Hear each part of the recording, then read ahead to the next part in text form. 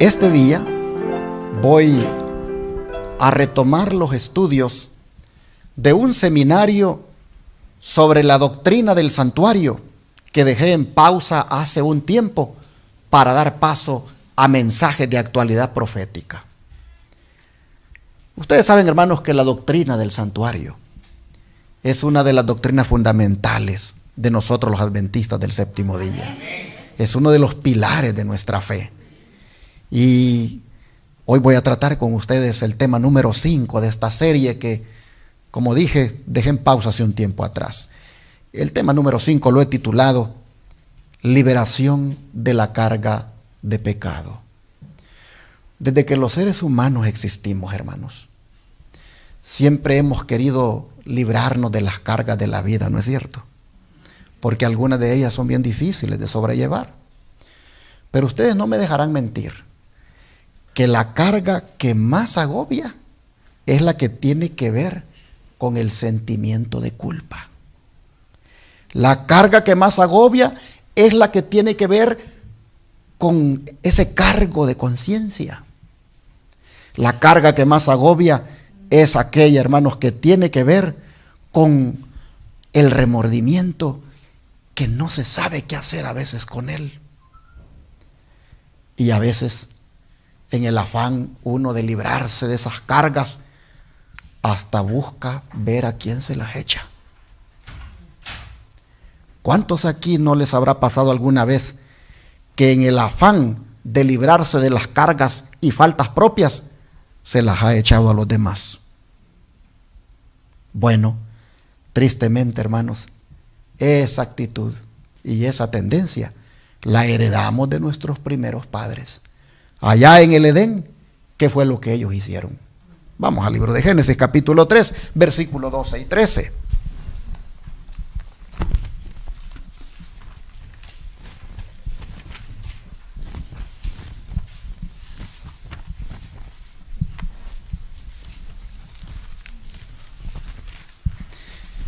Génesis capítulo 3, versículo 12 y 13. Dice la Escritura: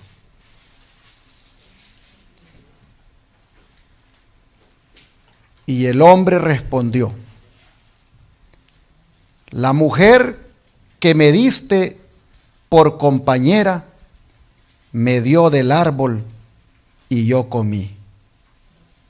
Entonces Jehová Dios dijo a la mujer: ¿qué es lo que has hecho? Y dijo la mujer: la serpiente me engañó y comí. Como ustedes pueden ver, Adán quiso librarse de la ofensa echándosela ¿a quién? A Dios. Y él junto con Eva reprocharon a Dios, justificando su pecado. ¿Por qué lo hicieron? Porque no querían llevar la carga de la culpa. Miren ustedes a Adán. Voy a leer del verso 9. Aquí mismo del capítulo 3. Mas Jehová Dios llamó al hombre y le dijo: ¿dónde estás tú? Yo les pregunto, ¿no sabía Dios dónde estaba Adán? Sí, Dios sabía dónde estaba. Entonces, ¿qué es lo que él busca cuando le dice: ¿dónde estás tú? Lo que él busca es que Adán dé cuentas de lo que ha hecho. Lo que él busca es que Adán, pues, acepte lo que ha hecho. Y entonces nosotros miramos en el verso 10 que Adán responde: oí tu voz en el huerto y tuve miedo, porque estaba desnudo y me escondí. ¿Qué es lo que está pasando con Adán?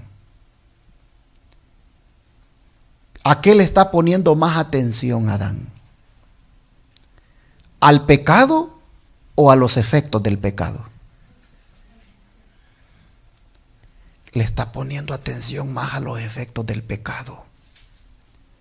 Si ustedes se fijan, él dice: tuve miedo porque estaba, ¿qué cosa? Desnudo. Así es el ser humano. Así somos nosotros. Cuando pecamos, le ponemos más atención a las consecuencias del pecado que al pecado mismo. Adán está fijándose en que está desnudo y en que tiene miedo y por eso se ha escondido. Más que al pecado mismo, él está enfocándose en las consecuencias de dicho pecado. Y entonces Dios le dice, ¿y quién te enseñó? Le dice que estaba desnudo, versículo 11. ¿Quién te enseñó que estaba desnudo? ¿Has comido del árbol que yo te mandé que no comieras? Y allí viene ya, ¿verdad?, la respuesta de él, reprochándolo, diciéndole, pues la mujer que me diste. Qué rápido, ¿verdad? Qué rápido los afectos naturales que tenía para con su esposa, qué rápido los perdió. Pues dice, la mujer que me diste. Mira el don de profecía cómo lo describe. Adán, dice, no podía negar ni disculpar su pecado, pero en vez de mostrar arrepentimiento, culpó a su esposa y de esa manera al mismo Dios. La mujer que me diste por compañera me dio del árbol y yo comí. Como quien dice, si no me hubiera dado esa mujer, pues entonces esto no hubiera pasado. Y ahora mire usted, el que por amor a Eva, dice, había escogido deliberadamente perder la aprobación de Dios, su hogar en el paraíso y una vida de eterno regocijo, ahora después de su caída, culpó de su transgresión a su compañera y aún a su mismo Creador. Tan terrible es el poder del pecado. Hermanos y hermanas, 3 cosas perdió Adán.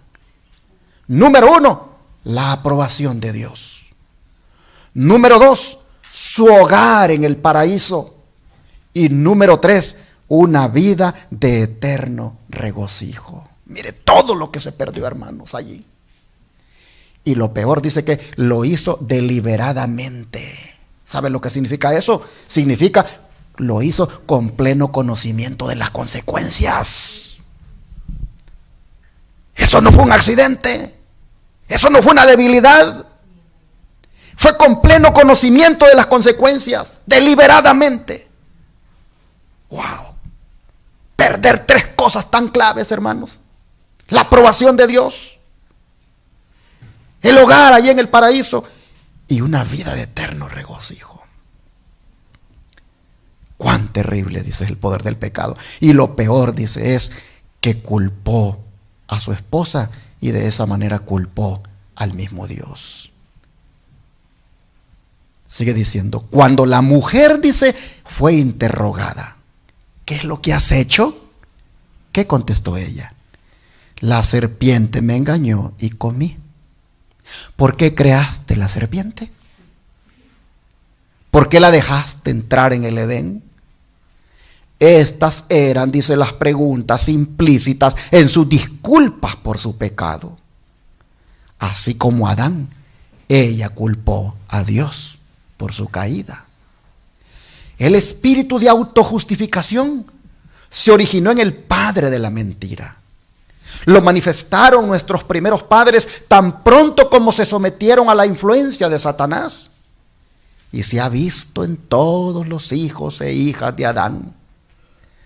Pues en vez de confesar humildemente su pecado, tratan de justificarse culpando a otros, a las circunstancias, a Dios, y hasta murmuran contra las bendiciones divinas. Patriarcas y Profetas, página 37. Así que, hermanos, esto de andar uno siempre culpando a otro por los errores de uno, esto, hermanos, es una herencia que tristemente viene desde el Edén. ¿Hay problemas en el matrimonio? Siempre está la tendencia O del hombre de echarle la culpa a la mujer, o de la mujer echarle la culpa al hombre. Hay problemas en la familia, está la tendencia de echarle la culpa a los padres o a los hijos.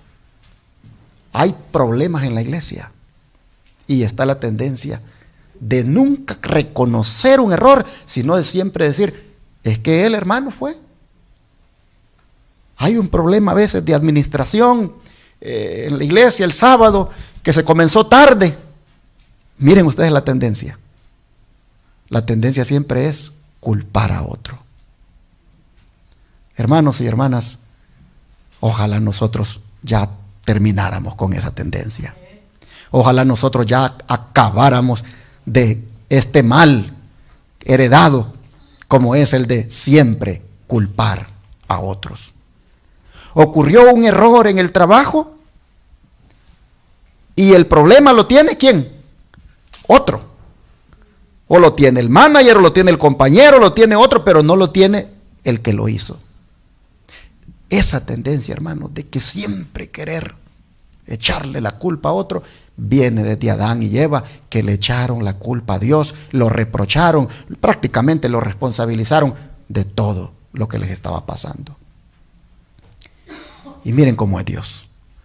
Como Él sabía que esa iba a ser la actitud del hombre pecador, entonces vino y en la doctrina del santuario, Él respondió al anhelo humano de querer librarse de ese peso espiritual que agobia, de esa culpa. En el santuario, en la doctrina del santuario, Dios respondió, hermanos, a ese anhelo de querer librarse de la culpa, pero lo hizo de una manera contradictoria. Pues nosotros vemos en la doctrina del santuario que para que alguien pueda librarse de la culpa, otro debe llevar esa culpa. Y ya lo vamos a ver más adelante, pero antes quiero que miren cómo el principio que estoy aquí presentando se ilustró en los hermanos de José. Vamos al capítulo 50 de Génesis.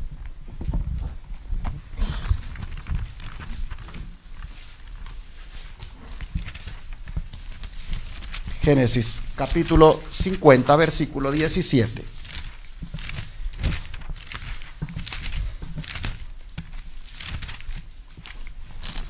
Vean ustedes lo que está aquí sucediendo. Así diréis a José: te ruego que perdones ahora la maldad de tus hermanos. ¿Y qué cosa? Su pecado. ¿A quién le van a decir? ¿A quién le van a decir ellos que perdone la maldad y también su pecado? ¿A quién, hermanos? A José. Porque mal te trataron. Por tanto, ahora te rogamos que perdones la maldad de los siervos del Dios de tu padre. Y José lloró mientras hablaban. Aquí, hermanos, nosotros vemos a los hermanos de José pedirles 2 veces que lleve sobre él el pecado que ellos han cometido. ¿Y por qué dije que lleve sobre él? Porque la palabra perdonar, hermanos, en el idioma original, significa llevar. De manera que cuando ellos le dicen, te pedimos que perdones nuestra maldad, te pedimos que perdones nuestro pecado, prácticamente le están diciendo, ¿qué cosa? Te pedimos que lleves nuestra rebelión, que lleves nuestra maldad. Lo que ellos están diciéndole es, esta culpa que sentimos, este remordimiento que nos embarga, este sentimiento que tenemos de haber hecho esta maldad, te pedimos que la lleves. Perdonar en el idioma original significa llevar. Oh, hermanos, aquí nosotros vemos en estos versículos la dimensión más completa del perdón que una persona afectada puede otorgar. Y es la de llevar las consecuencias del mal sin tomar represalias. Y José lo hizo, pues la Escritura dice, y José lloró, indicando con eso que los perdonó de todo corazón. En otras palabras, llevó su carga, llevó su rebelión, llevó su pecado. Comentando esto, el don de profecía dice, José se echó sobre el cuello de su hermano Benjamín y lloró. También Benjamín lloró sobre su cuello. Luego besó a todos sus hermanos y lloró sobre ellos. Después de esto, sus hermanos hablaron con él. Confesaron humildemente su pecado y le pidieron, ¿qué cosa? Perdón. Pero recuerde que perdón en el idioma original es llevar. En otras palabras, le pidieron que llevara su rebelión, su pecado, su falta. Dice que durante mucho tiempo habían sufrido ansiedad y remordimiento y ahora se llenaron de gozo al ver que José estaba vivo. Patriarcas y Profetas, página 208. Y en esto, hermanos, de José llevar esa carga de ellos, de llevar ese pecado, en esto, hermano, José vino a ser un tipo de Cristo. Pues vean lo que sigue diciendo el don de profecía. Así como José fue vendido a los paganos por sus propios hermanos, Cristo fue vendido a sus enemigos más enconados por uno de sus discípulos. Sí. Así como José fue vendido, también que José, ¿quién vendió a Jesús? Judas, ¿verdad? José, dice, fue acusado falsamente y arrojado en una prisión por su virtud. Asimismo, Cristo fue menospreciado y rechazado porque su vida recta y abnegada reprendía el pecado. Y aunque no fue culpable de mal alguno, fue condenado por el testimonio de testigos falsos. Hay una similitud entre José y Cristo. La paciencia, dice, y la mansedumbre de José bajo la injusticia y la opresión. El perdón que otorgó espontáneamente y su noble benevolencia hacia sus hermanos inhumanos representan, dice, la paciencia sin quejas del Salvador en medio de la malicia y el abuso de los impíos. Y su perdón, dice, que otorgó no solamente a sus asesinos, sino también a todos los que vienen a él confesando sus pecados y buscando perdón.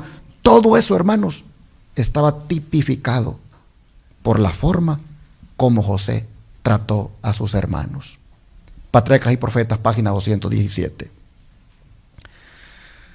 Hermanos, ¿qué ejemplo nos da José de lo que significa llevar la culpa de otro cuando se trata de perdonar a los que nos ofenden? Así que la próxima vez que le pidas perdón a tu esposa o a tu esposo, realmente lo que le vas a estar pidiendo es, ¿qué cosa? Que lleve tu falta, que cargue tu pecado que has cometido contra Dios y contra ella. Realmente, hermanos, lo que vas a estar diciéndole a tu hijo o a alguien de la familia o a algún amigo o a algún hermano de la iglesia, realmente cuando tú le digas perdóname, lo que vas a estar haciendo ahí es diciéndole, lleva sobre ti lo que he hecho. Perdonar significa llevar. Realmente, hermanos, los hermanos de José le estaban pidiendo que llevara su rebelión. Y cuando el ofendido, hermanos, cuando el ofendido otorga ese perdón, allí está cumpliendo con la orden de Jesús, que dijo lo siguiente en Marcos 11, versículo 25.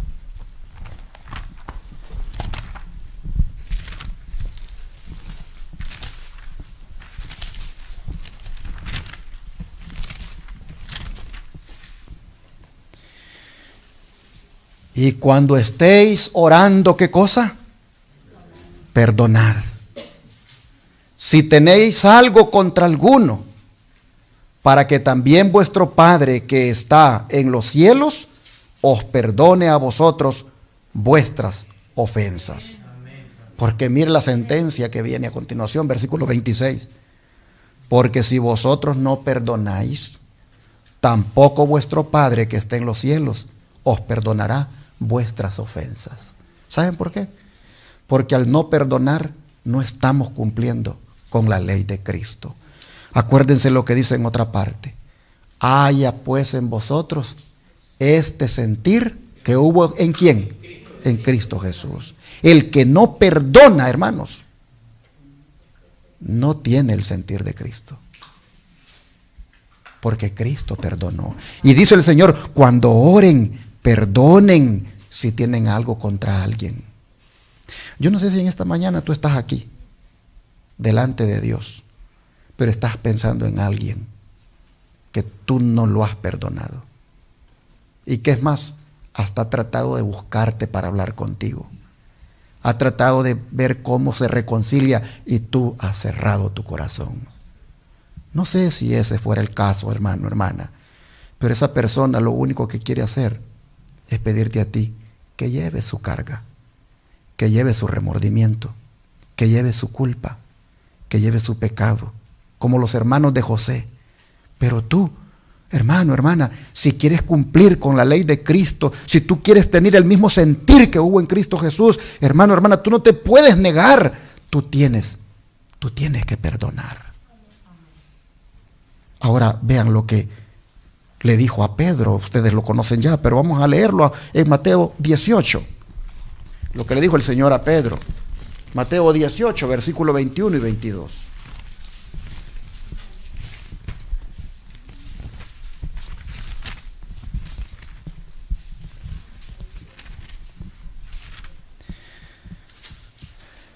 Entonces se le acercó Pedro y le dijo: Señor, ¿cuántas veces perdonaré a mi hermano que peque contra mí?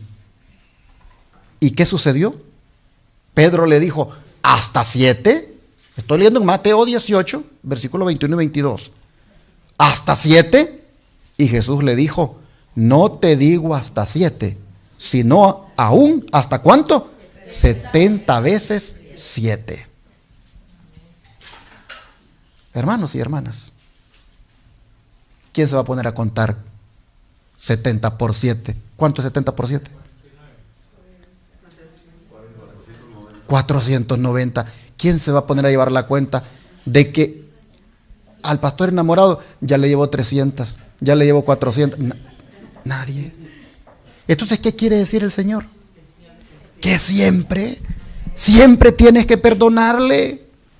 Siempre tienes que llevar la carga de él, siempre tienes que llevar su remordimiento, siempre tienes que llevar su culpa, porque te lo está pidiendo. Hermanos, nosotros somos aquí las manos de Jesús, los pies de Jesús. Nosotros estamos aquí para ser los representantes de Jesús y tenemos que vivir como Jesús vivió. Llevar el nombre de cristiano, hermanos. Eso es bien amplio en cuanto al significado y es muy profundo. Mire lo que la sierva del Señor dice hablando de esto de Pedro. Los preceptos judíos imponían a los hombres el deber de perdonar ¿cuántas ofensas? 5. Y Pedro pensó que al sugerir 7 veces había alcanzado con ello el límite de la paciencia humana. Pero Jesús le hizo comprender que quienes tienen la mente divina y están imbuidos del Espíritu Divino otorgarán el perdón sin límites. Pregúntate, mi hermano, si tú estás con la mente divina, si tú estás imbuido del Espíritu Divino. Pregúntate. Porque si lo estás, entonces vas a perdonar sin límites. El plan, dice, y fundamento de la salvación es el amor. Y es el principio que debe gobernar a la familia humana. Si Cristo limitara su misericordia, su compasión y perdón a un cierto número de pecados, dice cuán pocos se salvarían. cuán pocos se salvarían si Cristo limitara su misericordia, su compasión y su perdón a cierto número de pecados. Pero dice la misericordia de Cristo, al perdonar las iniquidades de los hombres, nos enseña que debe haber un perdón abundante para las ofensas y pecados que nuestros prójimos cometen contra nosotros. Cristo dio esta lección a sus discípulos para corregir los males que enseñaban y practicaban por precepto y ejemplo los que interpretaban las Escrituras en ese tiempo. Alza tus ojos, página 41. Los rabinos decían con 5 veces que le perdones ya es suficiente. Pedro dijo, creo que con 7 habré pasado el límite de la paciencia humana. No, le dijo el Señor. Mis hermanos, cuando alguien anda desesperado pidiendo perdón, hay que otorgárselo de una manera liberadamente. Hay que otorgárselo. Sigue diciendo, que no rehúsen perdonar, dice la sierva del Señor, a un pecador arrepentido, los que en sí mismos hayan pecado contra Dios. Si hemos nosotros pecado contra el Señor y Él nos ha perdonado, ¿cómo no vamos nosotros a perdonar a los que nos ofenden, mis hermanos? En la misma forma dicen que traten a sus semejantes, que en espíritu o de hecho los hayan perjudicado y se hayan arrepentido después. En la misma forma dice Dios los va a tratar a ellos por sus defectos de carácter. Es decir, seremos tratados, hermanos, de la forma misericordiosa por parte del Señor, como nosotros también tratemos a otro. El que no demuestre, dice, misericordia con sus semejantes, no puede esperar ser amparado por la misericordia de Dios. Si rehúsa cultivar esta gracia divina en sí mismo, sufrirá los resultados de su negligencia. Así que, hermanos y hermanas, la próxima vez que ocurra una ofensa ahí en la casa, por un exabrupto de carácter, por un descontrol que pueda ocurrir, hermanos, no se nos olvide que hay que perdonar. Si el esposo te pide perdón, hermano, hermana, perdónale. Si la esposa te pide perdón, perdónala. Sigue diciendo el don de profecía, debemos recordar que todos cometen equivocaciones, pero Dios no los abandona a causa de sus errores. A cada descarriado hijo o hija de Adán les da el privilegio de otra oportunidad. El verdadero seguidor de Jesús manifiesta un espíritu como el de Cristo hacia su descarriado hermano.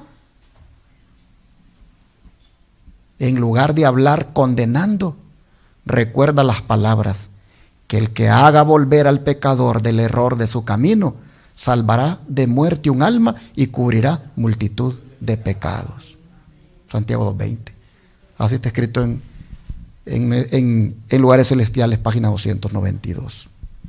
De manera, mis hermanos, que para estar a tono con esta instrucción del Señor de perdonar hasta 70 veces 7, es decir, siempre, para estar a tono con esto, atendamos las instrucciones del apóstol Pablo que nos da en Romanos 12, versículo 19 al 21.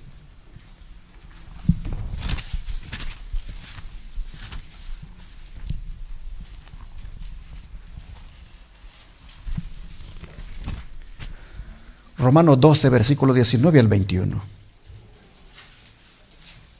Dice el apóstol, no os venguéis vosotros mismos, amados míos, sino dejad lugar a la ira de Dios, porque escrito está, mía es la venganza, yo pagaré, dice el Señor.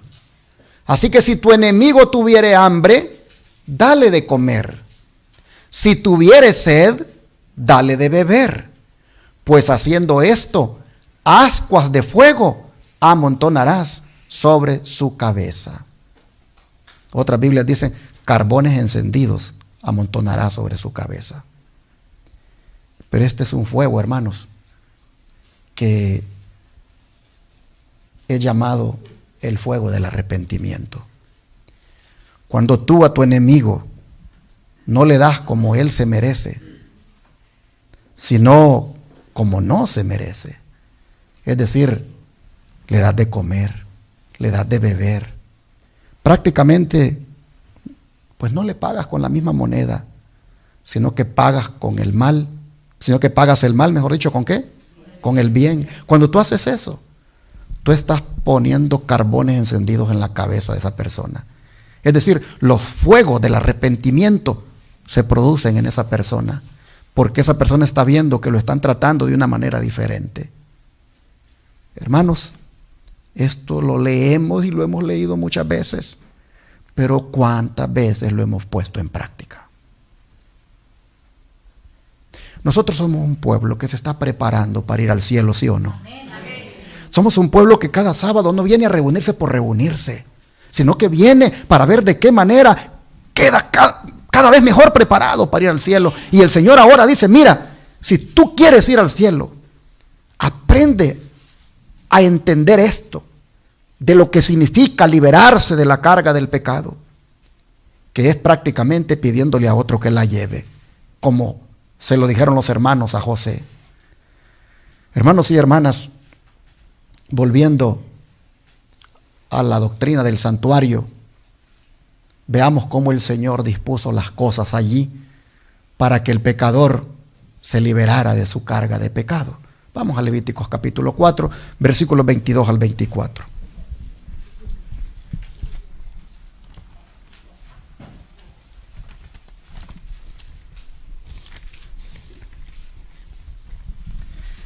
Levíticos capítulo 4, versículos 22 y 24.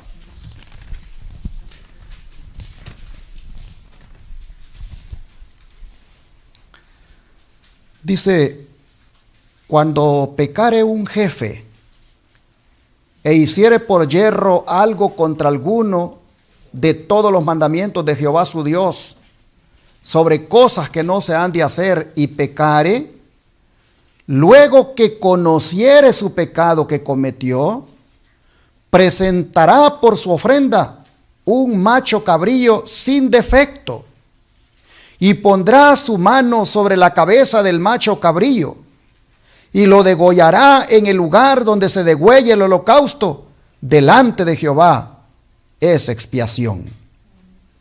A ver, hermanos, cómo Dios, en la doctrina del santuario, enseñó a sus hijos que se liberaran de la culpa, prácticamente descargando la culpa en otro. Y en este caso, según lo que hemos leído, era en una víctima inocente, como lo es el macho cabrío, o el cordero, como también es llamado en otras partes de la Escritura. Nosotros miramos que Dios dispuso que el pecador descargara su carga en el santuario, prácticamente haciendo que llevara el animalito inocente su carga. Pero mire Levíticos ahora capítulo 5, aquí mismo en Levíticos capítulo 5, versículos 5 y 6.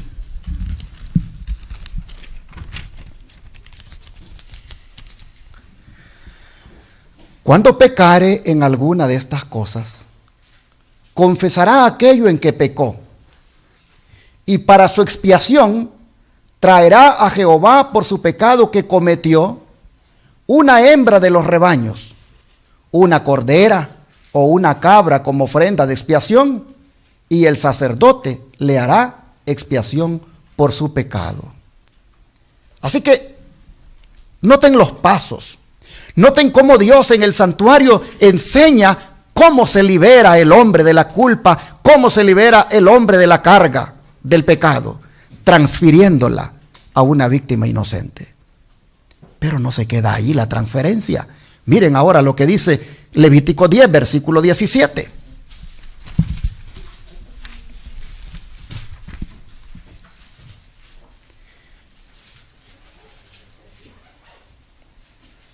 Vamos a leer del 16 para tener más completo el cuadro. Y Moisés preguntó por el macho cabrío de la expiación, y se halló que había sido quemado. Y se enojó contra Eleazar e Itamar, los hijos que habían quedado de Aarón, diciendo: ¿por qué no comisteis la expiación en lugar santo? Pues es muy santa, y la dio él a vosotros para llevar la iniquidad de la congregación, para que sean reconciliados delante de Jehová. A ver, hermanos, si ustedes captan el cuadro. ¿Cómo enseñaba el Señor en el santuario que el ser humano pudiera quitarse la culpa, pudiera quitarse la carga del pecado? Número uno, haciendo que la llevara primeramente un animal inocente. Y número dos, haciendo que también la llevara, ¿quién, hermanos? El sacerdote. Miren ustedes cómo dice el versículo que acabamos de leer. Vuelvo a leerlo.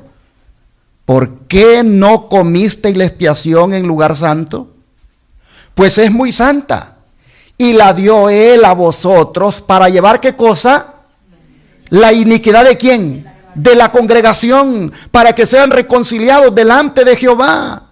Dios en el santuario dispuso las cosas de una forma que los pecadores pudieran descargarse de la culpa en la víctima inocente, como era el animalito, y también en el sacerdote, quien la llevaba por todos ellos. Ahora mire, número 18, verso 1. Número 18, versículo 1.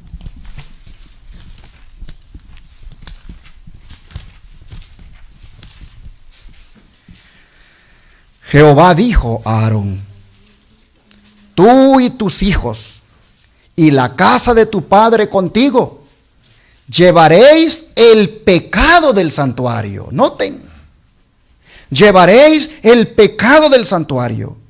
Y tú y tus hijos contigo llevaréis el pecado de vuestro sacerdocio. Miren qué responsabilidad más grande, hermanos, la que tenía el sacerdote. La de llevar. Acuérdense, cuando ya él la llevaba, ya aquellos habían sido liberados. Ya los pecadores habían sido liberados cuando primeramente la transferían al animalito y luego los sacerdotes tenían que comer.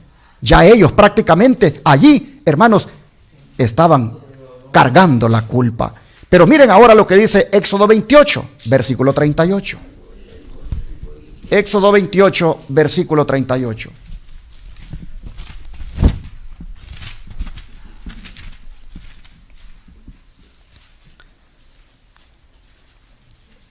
Y estará sobre la frente de Aarón, y llevará Aarón las faltas cometidas en todas las cosas santas que los hijos de Israel hubieran consagrado en todas sus santas ofrendas, y sobre su frente estará continuamente para que obtengan gracia delante de Jehová. Para obtener gracia delante de Jehová, era necesario que el sacerdote, hermanos, llevara las faltas cometidas de todos aquellos que las confesaban. Así que, como vemos, las leyes que Dios dio al antiguo Israel tenían el propósito de demostrar que algo o alguien debía llevar el pecado de otro. El don de profecía nos lo explica de esta manera. La parte más importante del servicio diario era la que se realizaba en favor de los individuos. El pecador arrepentido traía su ofrenda a la puerta del tabernáculo y, colocando la mano sobre la cabeza de la víctima, confesaba sus pecados. Así, en un sentido figurado, los trasladaba de su propia persona a la víctima inocente. Luego mataba al animal con su propia mano, y el sacerdote llevaba la sangre al lugar santo y la rociaba ante el velo detrás del cual estaba el arca que contenía la ley que el pecador había violado. Ya ustedes vean la transferencia ahora del santuario, perdón, del pecado. Ahora ya el sacerdote lo está transfiriendo ¿a dónde? Al santuario. Voy para atrás. Dice, voy a leer donde dice: luego mataba al animal. Luego mataba al animal con su propia mano. Y el sacerdote llevaba la sangre al lugar santo y la rociaba ante el velo, detrás del cual estaba el arca que contenía la ley que el pecador había violado. Con esta ceremonia y en un sentido simbólico, el pecado ahora era trasladado ¿a dónde? Al santuario por medio de la sangre, al lugar santo. Pero el sacerdote, dice, debía comer la carne, tal como Moisés ordenó a los hijos de Aarón, diciendo: la dio él a vosotros para llevar la iniquidad de la congregación. Las dos ceremonias simbolizaban por igual el traslado del pecado del hombre arrepentido al santuario. ¿Por qué Dios dio esta doctrina del santuario? Para enseñarle al hombre cómo podía librarse de la culpa, para enseñarle al hombre cómo podía librarse de la carga del pecado, transfiriendo primeramente al animalito, luego al sacerdote llevándola y luego esparciéndola sobre el velo. Finalmente se transfería así la culpa de todos. Dice, con el traslado de los pecados de Israel al santuario, los lugares santos quedaban manchados y se hacía necesaria una obra especial para quitar de allí los pecados. Dios ordenó que se hiciera expiación para cada una de las sagradas divisiones, lo mismo que para el altar. Así, dice Levíticos, lo limpiará y lo santificará de las inmundicias de los hijos de Israel. Mediante este servicio anual se le enseñaba al pueblo importantes verdades acerca de la expiación. En la ofrenda por el pecado que se ofrecía durante el año, se aceptaba un sustituto en lugar del pecador. Pero la sangre de la víctima no hacía completa expiación por el pecado. Solo proveía un medio en virtud del cual el pecado se transfería al santuario. Al ofrecerse la sangre, el pecador reconocía la autoridad de la ley, confesaba la culpa de su transgresión y expresaba su fe en aquel que habría de quitar los pecados del mundo. En otras palabras, ese corderito, símbolo de Cristo, ese sacerdote, símbolo del sacerdocio de Cristo, eran, hermanos, un medio de enseñar una lección de en quién realmente se debía tener la fe, en aquel que vendría como el Cordero de Dios que quitaría los pecados del mundo. Pero lo más sorprendente de todo, hermanos, es que no solamente el animalito, no solamente el sacerdote y no solamente el santuario llevaban la culpabilidad del hombre, sino que la llevaba Dios mismo. Pues vean ustedes lo que está escrito en Éxodo 34, versículos 6 al 7. Éxodo 34, versículos 6 al 7.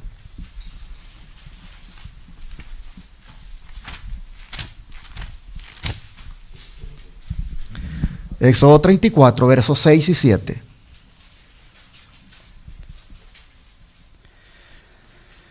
Y aquí dice la palabra del Señor: y pasando Jehová por delante de él, proclamó: Jehová, Jehová, fuerte, misericordioso y piadoso, tardo para la ira y grande en misericordia y verdad, que guarda misericordia a millares. Y ahora note que perdona, pero recuerde que perdonar significa ¿qué cosa? Llevar. Así que podríamos decir que lleva la iniquidad, la rebelión y el pecado, y que de ningún modo tendrá por inocente al malvado, que visita la iniquidad de los padres sobre los hijos y sobre los hijos de los hijos hasta la tercera y cuarta generación. Nosotros vemos, hermanos, que no solamente el corderito, no solamente el sacerdote, no solamente el santuario, sino que finalmente Dios mismo lleva la iniquidad. Dios mismo lleva el pecado. Ahora mire Éxodo 32, versículo 5. Éxodo 32, versículo 5. Y viendo esto, perdón, yo estoy en otro lugar acá. Éxodo 30, no, Salmo 85. Salmo 85. Salmo 85, versículo 2.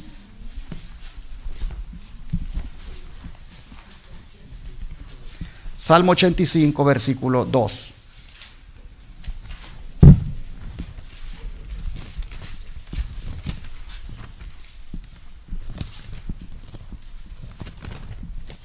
Dice la palabra del Señor lo siguiente.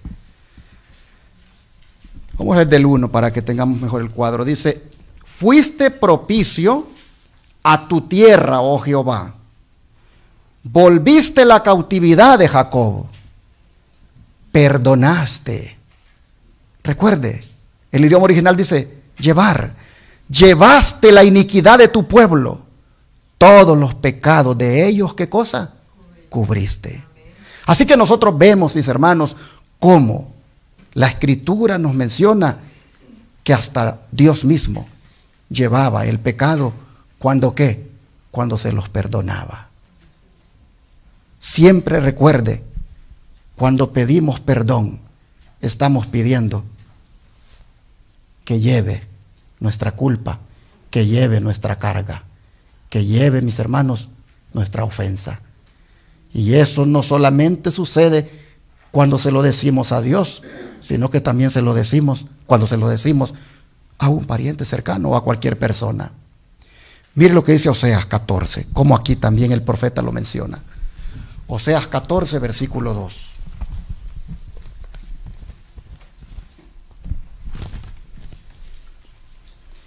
Oseas 14, verso 2.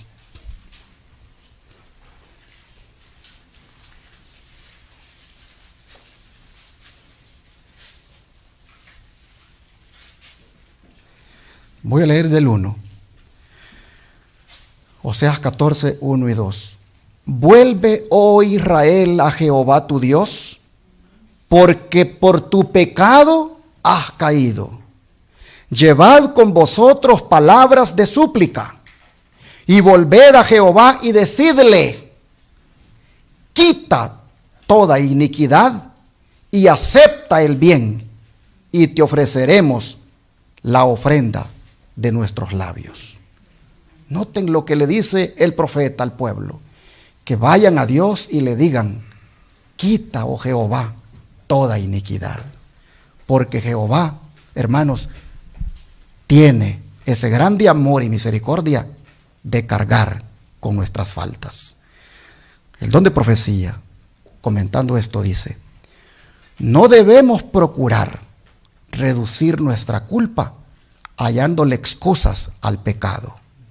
Debemos aceptar el concepto que Dios tiene del pecado, algo muy grave en su estimación. Solamente el Calvario puede revelar la terrible enormidad del pecado. Nuestra culpabilidad nos aplastaría si tuviéramos que cargarla, pero el que no cometió pecado tomó nuestro lugar. Aunque no lo merecía, llevó nuestra iniquidad.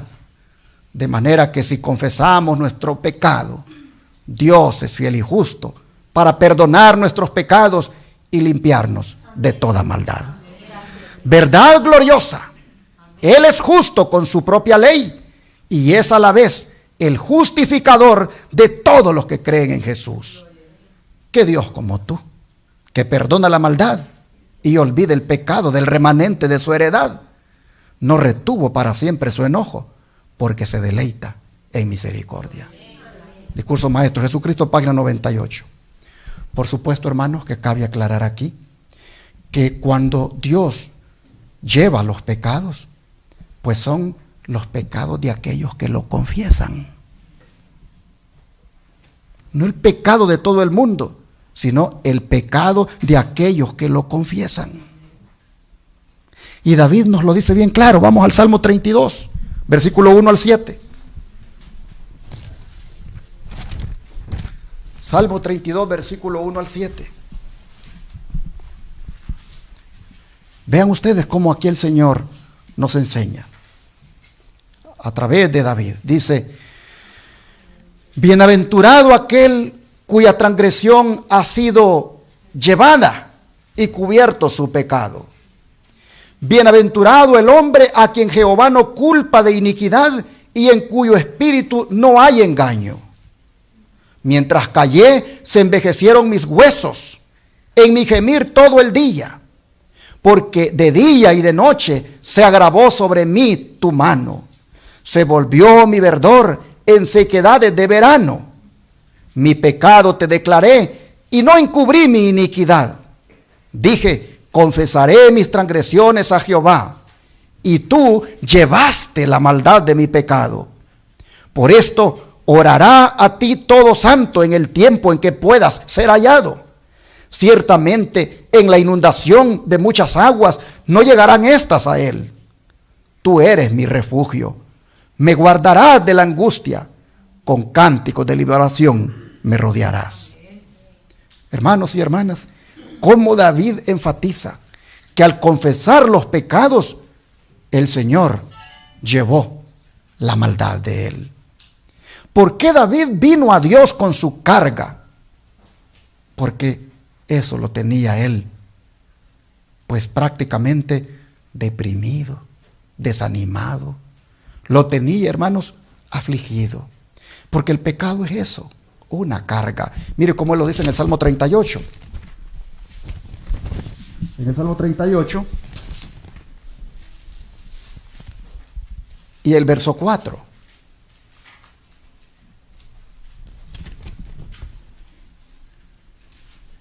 Vamos a leer el verso 3 también.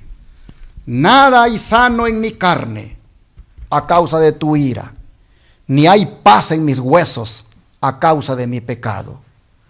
Porque mis iniquidades se han agravado sobre mi cabeza, como carga pesada se han agravado sobre mí. Así que, mis hermanos, el pecado es una carga. El pecado es algo que agobia. El pecado es algo que David dice, hace que hasta los huesos sufran. El pecado, hermanos, es algo asqueroso y odioso. Y nosotros, más que lamentarnos por las consecuencias del pecado, lamentémonos por el pecado mismo. Más que llorar por las consecuencias del pecado, lloremos por haber pecado. Pecado es errar al blanco. ¿Quién de ustedes erró al blanco esta semana?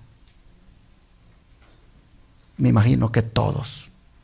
Si no erró al blanco con lo que salió de su boca, erró al blanco con lo que miró. Erró al blanco con lo que pensó. O erró al blanco con lo que hizo. Todos en alguna manera llegamos aquí cargados. El pecado es una carga. Y el Señor está dispuesto a llevar las cargas de todos aquellos que se las confiesen. De todos aquellos que vengan a Él. Nosotros vemos que en el santuario Él está enseñando eso. Nosotros necesitamos, hermanos, confesarle a Dios nuestros pecados como David lo hizo.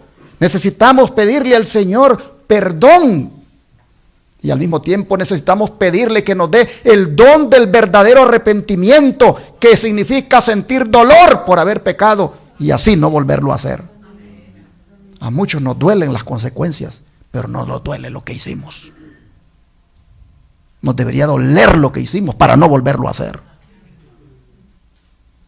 Porque si no nos duele lo que hicimos, cuando las consecuencias pasen, cuando las consecuencias se aligeren, ¿qué pasa? Volvemos otra vez a cometer aquello. Hay que pedirle a Dios que nos dé odio por el pecado. Oh, mis hermanos, miren lo que es el don de profecía. David fue perdonado de sus transgresiones porque humilló su corazón ante Dios con arrepentimiento y contrición de alma, y creyó que se cumpliría la promesa de perdón de Dios. Confesó su pecado, se arrepintió y se reconvirtió. En el arrobamiento de la seguridad del perdón exclamó: bienaventurado aquel cuya transgresión ha sido perdonada y cubierto su pecado. Bienaventurado el hombre a quien Jehová no culpa de iniquidad y en cuyo espíritu no hay engaño. Se recibe la bendición gracias al perdón. Se recibe el perdón por la fe en que el pecado que se ha confesado y del cual uno se ha arrepentido, lo carga a aquel que lleva todos los pecados. Así fluyen de Cristo todas nuestras bendiciones. Su muerte es un sacrificio expiatorio por nuestros pecados. Él es el gran intermediario por medio de quien recibimos la misericordia y el favor de Dios.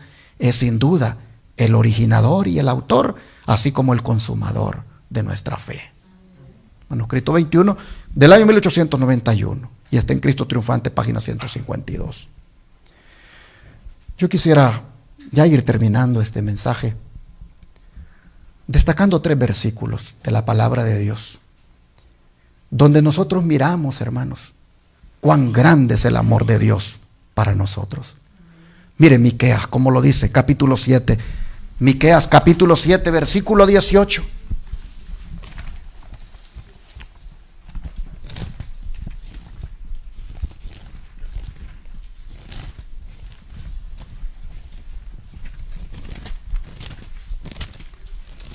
Miqueas, capítulo 7, versículo 18.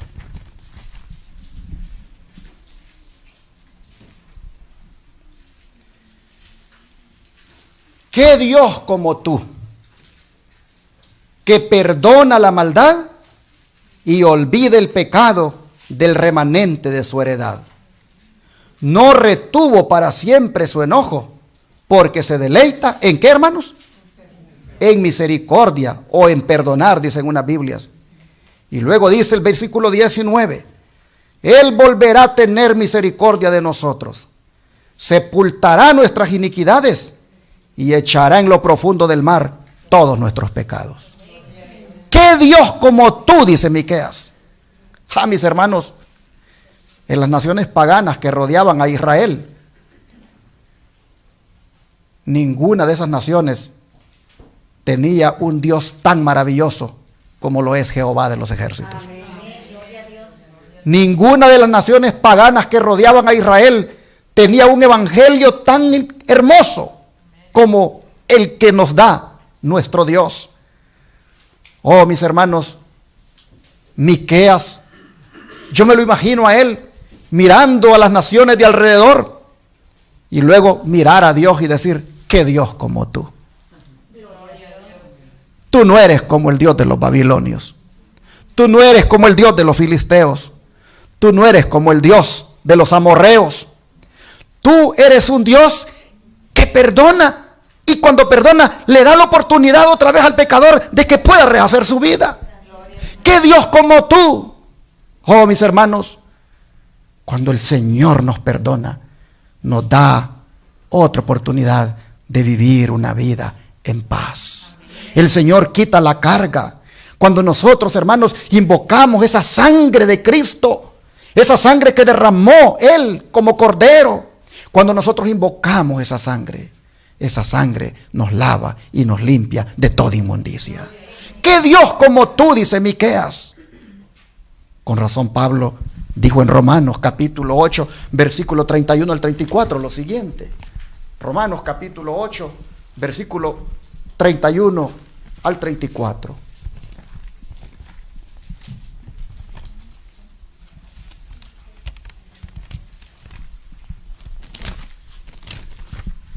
Dice la palabra del Señor. ¿Qué pues diremos a esto? Si Dios es por nosotros, ¿quién contra nosotros? El que no escatimó ni a su propio Hijo, sino que lo entregó por todos nosotros, ¿cómo no nos dará también con Él todas las cosas? Y luego dice, ¿quién acusará a los escogidos de Dios? Dios es el que justifica. ¿Quién es el que condenará? Cristo es el que murió, mas aún el que también resucitó, el que además está a la diestra de Dios y el que también intercede por nosotros. Así que dice, ¿quién nos separará del amor de Cristo?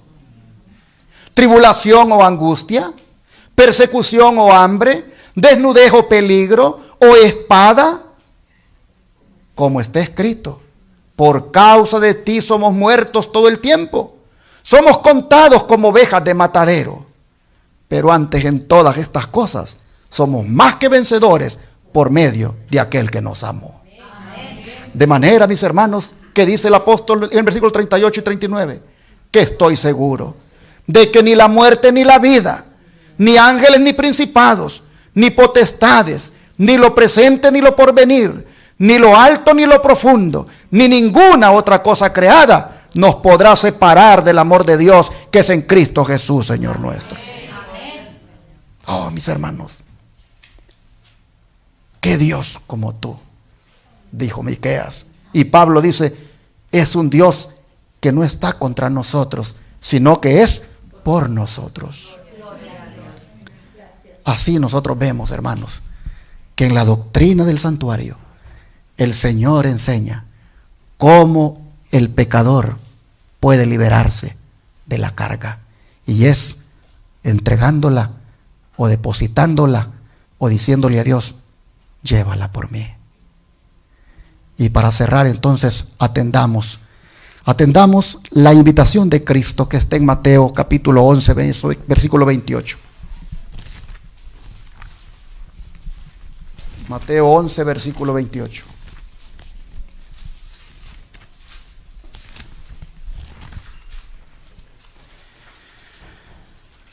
Venid a mí, todos los que estáis trabajados y cargados, y yo os haré descansar. Pregunto en esta hora, ¿cuántos de ustedes quisieran que le pidamos a Dios que nos libre de la carga del pecado? Oh, mis hermanos, ¿cuántos de ustedes quisieran que le pidamos a Dios que Él se haga cargo de nuestro pecado ahí en la corte celestial? No se nos olvide que en la corte celestial hay uno como un cordero inmolado. No se nos olvide que en la corte celestial está el juez sentado en el trono, pero ahí está uno como cordero inmolado, indicándonos que esa es una corte donde hay alguien que nos defiende, donde hay alguien que nos representa. Así que, mis hermanos, entreguémosle al Señor la carga de nuestro pecado. Si Él dice, vengan a mí, tal como están, trabajados y cargados, hermanos, quitemos esa carga de nosotros ahora y entreguémosela a Jesucristo. ¿Cuántos quisieran que oráramos en este momento para que el Señor nos libere de toda carga de pecado? Vamos a rodearnos para orar. Te damos gracias, Padre, porque en la doctrina del santuario tú enseñaste cómo nosotros podíamos liberarnos de la culpa, cómo podíamos liberarnos de la carga del pecado, del remordimiento, del cargo de conciencia. Y es sencillamente entregándoselos a otro. Y en este caso, a Jesucristo nuestro Señor. De manera, Padre, que habiendo visto cómo en el santuario se entregaba a la víctima inocente, y luego al sacerdote, y finalmente al santuario mismo, y a ti sobre todo, Señor, habiendo visto esto, hoy te decimos, Padre, por favor, quita nuestra carga de pecado. Por favor, Señor, lleva sobre ti la carga que nos agobia. Aquí, Padre, habemos muchos que hemos pecado. Aquí estamos, Señor, reconociendo que con la mirada, con los pensamientos, con las palabras que salieron de nuestra boca, te hemos fallado, te hemos ofendido. Por favor, Señor, perdónanos. Lleva sobre ti nuestras ofensas. Líbranos, Señor, de esta culpabilidad. Quítanos la carga del pecado y danos, Señor, tu paz. Te lo pedimos en el nombre de Jesús. Amén.